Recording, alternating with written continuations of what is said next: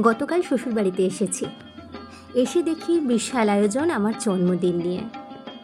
আজ রবিবার, শ্বশুরবাড়ির সবাই মিলে আমার জন্মদিন পালন করেছে। ওই যে বললাম জন্মদিনের দিন আসতে পারিনি, আফসোস ছিল।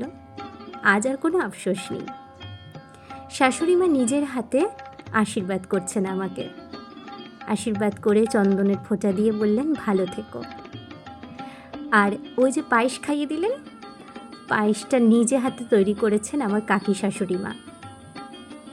এই যে ইনি আমার কাকি শাশুড়ি মা। আর পাশে ওই যে দেখছেন ছোট্টটিকে, ওটি আমার আদরের একমাত্র ভাগ্নি।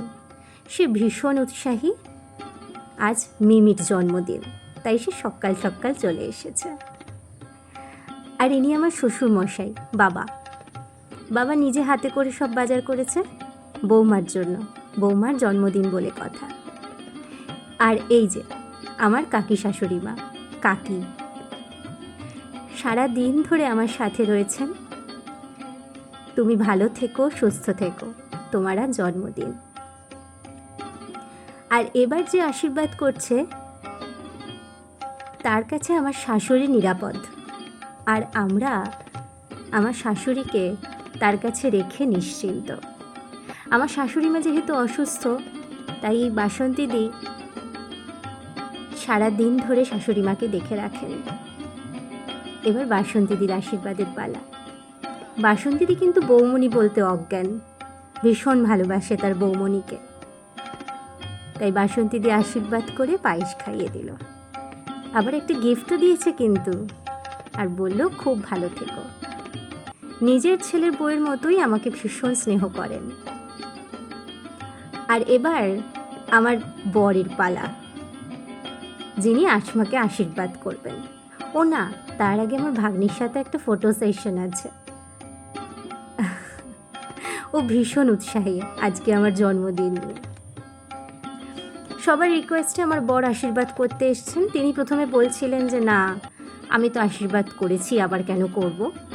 কিন্তু আমি বললাম না, করেছিস তো কি হয়েছে, আরেকবার কর। আর সবাই রিকোয়েস্টও করলো।